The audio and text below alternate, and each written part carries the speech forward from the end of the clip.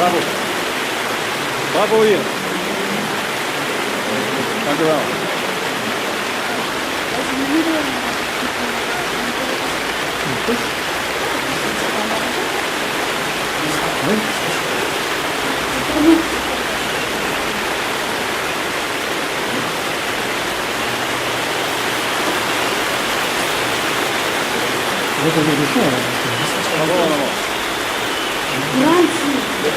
C'est ça la communication. Là, on est là pour tirer la réponse. Bonjour monsieur. Allez, on y va. C'est bon. Bonjour monsieur Abou Mohamed, vous êtes le président de l'association Ensemble dans la Cité pour la paix dans les cités. Donc aujourd'hui, il y a la communauté comorienne qui se rassemble autour d'une candidature, peut-être pas pour la soutenir, mais en tous les cas pour entendre ce que monsieur Christophe Masse, qui est un candidat potentiel de la Fédération des Bouches-du-Rhône de Marseille, enfin Fédération socialiste. Donc on aimerait bien un petit peu avoir votre point de vue par rapport à la communauté dans la cité phocéenne de Marseille. Là, c'est une question très difficile parce que vous savez, pour parler d'une communauté, c'est un peu très difficile. Par contre, parler de moi-même, c'est plus facile. Après, comme vous dites, je peux résumer un peu ce qui attend la communauté comorienne sur la candidature de Christophe Masse. Donc évidemment, on attend des changements. Voilà. D'accord, ok. Donc vous me disiez que vous pouviez parler plus de vous-même que de votre propre communauté, ce qui est louable puisque vous êtes quand même entre 80 et 100 000 personnes dans la cité phocéenne. Et vous, en tant que président de l'association que vous venez de nous citer, que faites-vous pour œuvrer pour l'ensemble des Marseillais et plus particulièrement pour la communauté comorienne?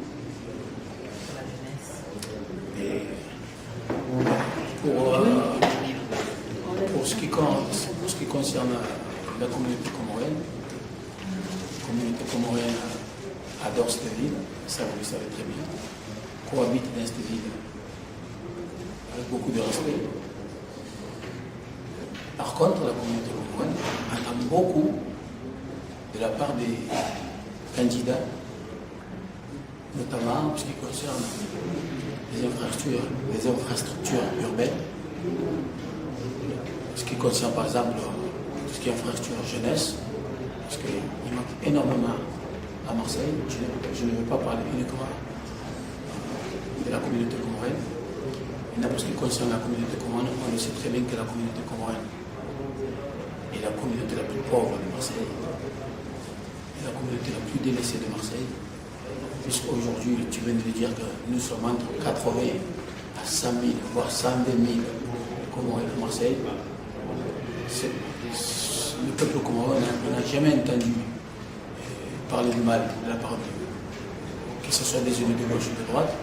Aujourd'hui, certains jeunes commencent justement à ne plus être ce qu'ils étaient, leurs parents surtout. Pourquoi? Justement, c'est parce que on attendait beaucoup de la part des élus, et les élus n'ont pas fait grand-chose, surtout en matière de logement, parce que la communauté comorienne est en manque de logement, surtout en matière d'emploi, parce qu'on sait très bien que les emplois de Marseille sont réservés dans certaines élites, que la communauté comorienne ne font pas partie de ces élites. Donc, moi je suis venu dans cette réunion justement pour dire stop, il faut que ça cesse, parce que les élus ne sont pas élus pour un bord politique, mais ils sont élus par l'ensemble des Marseillais. C'est pour ça que je suis venu justement pour me faire entendre par Christophe Mas, en espérant quand même qu'il va écouter les souhaits de la communauté comorienne de Marseille. D'accord. Donc il y a les élections pour 2014, puisqu'on va élire le nouveau maire. On ne sait pas encore si Gaudin va représenter sa candidature. Donc là, il va y avoir les primaires dimanche prochain. La première sélection se fera le 13 et la deuxième le 20. Par contre, on n'a pas encore parlé de liste au niveau des listes du Parti Socialiste. Il y a 101 ou 111, il me semble, conseillers municipaux, et sur les 111, on a une conseillère municipale qui est d'origine comorienne. Qu'en pensez-vous quand vous pensez qu'aujourd'hui, justement, vous êtes entre 100 000 et 120 000, entre 120 et 120 000, voilà, au moins. Qu'est-ce que vous en pensez, la position aujourd'hui? Je parle beaucoup de la communauté parce qu'aujourd'hui, quand on regarde les gens qui sont invités ici, il n'y a que des Comoriens. Donc c'est pas que je veux concentrer le sujet sur la communauté, mais bon, apparemment, a été convié que la communauté comorienne. Là, il y a des Comoriens, ils ne représentent pas la communauté comorienne. Tout à fait. En même temps, oui. Un point de virgule dessus. Oui, je suis tout à fait d'accord avec vous, mais en même temps, c'est la majorité. Ce n'est même pas la majorité, c'est la quasi-totalité.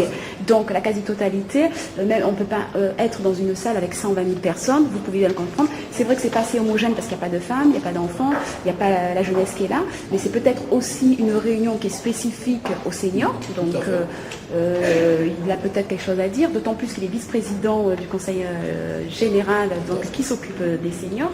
Moi, ce que je voulais savoir, c'est justement pourquoi il n'y a pas d'élus issus de votre communauté. Encore une nouvelle fois, c'est ce que je viens de te dire depuis le début, que la communauté comorienne a été délaissée dans tous les domaines, que ce soit culturel, que ce soit politique, que ce soit logement, que ce soit le travail, que ce soit dans tout, ils sont inexistants. C'est une population, encore une fois que je vous dis, c'est une population qui adore cette ville, puisqu'on dit toujours que c'est la deuxième capitale de Comores. Première, hein? Première capitale de Comores, pardon. Première, c'est la capitale de la diaspora comorienne au monde, c'est pas pareil. Donc ceux qui ont dit ça, ils l'ont pas dit pour rien. Mais malheureusement, ça ne suit pas derrière. Donc aujourd'hui, on aurait aimé quand même que ça suive tout ce qui concerne tous les sujets que vous venez d'évoquer, parce que c'est quand même quelque chose de très important. Par contre, là où je voudrais vous interpeller,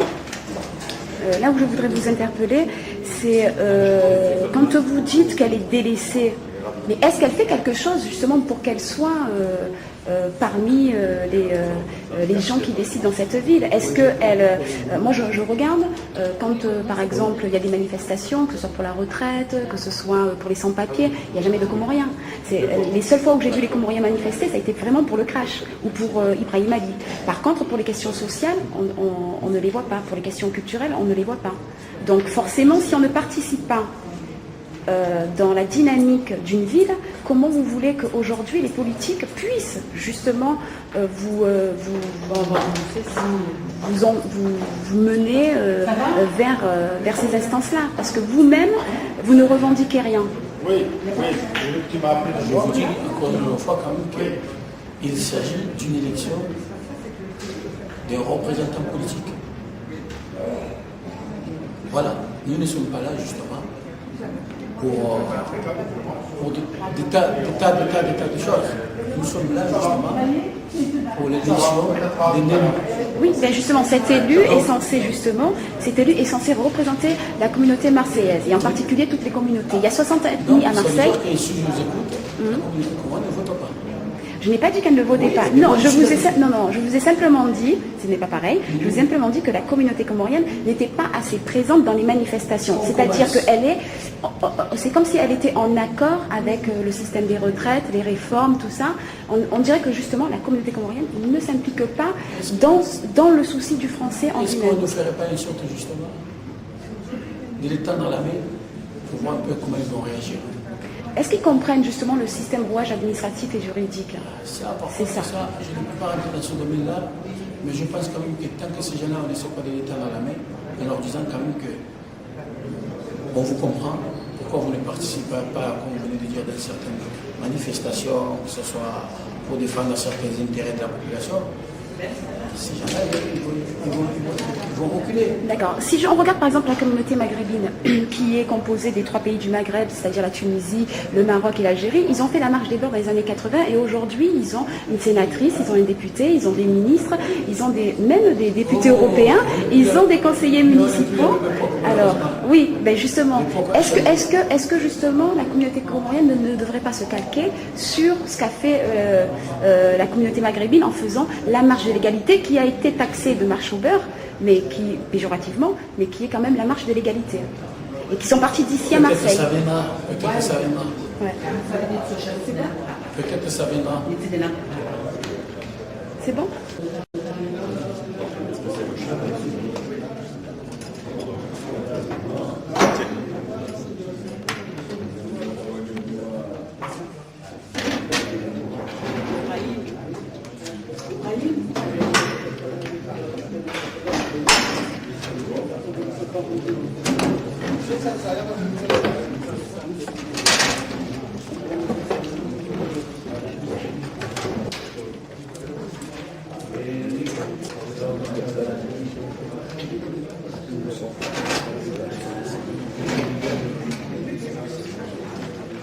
Bonjour à tous.